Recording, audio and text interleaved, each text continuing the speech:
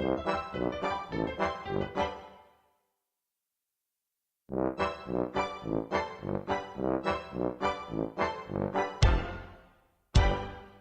boys and girls, today we will talk to you about child abuse.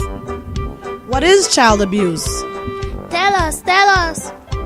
Child abuse is when an adult treats a small child not so nicely. Child abuse can be physical. Children are beaten with belts, sticks, burned with iron, cigarettes, or shaken real hard until it hurts. Wow, that's bad. What should a child do if they are being physically abused? Tell your teacher, your principal, or another trusting adult that can get you help. The physical abuse of any child is wrong. Well, that's what my mommy says. Are there more types of child abuse? Yes, child abuse can be verbal. Children are called hurtful words such as stupid, foolish, worthless, and good for nothing. These spoken words make children feel like they are not important and that no one loves them. That's really bad. Words like those do hurt. I know a friend that told me that she was being touched in the wrong way. Is that child abuse too? That is called sexual abuse. No one has the right to touch any part of your body in a bad way, especially your private area.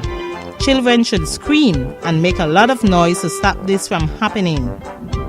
Yay, scream! Ah!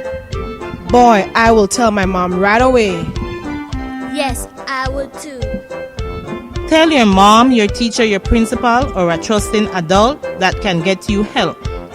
Remember, the longer you stay quiet and don't say anything, the longer the abuse will continue. Don't be afraid to talk about it so that other children will not be touched in the same way. By you telling about your abuse, you might help another child to tell as well.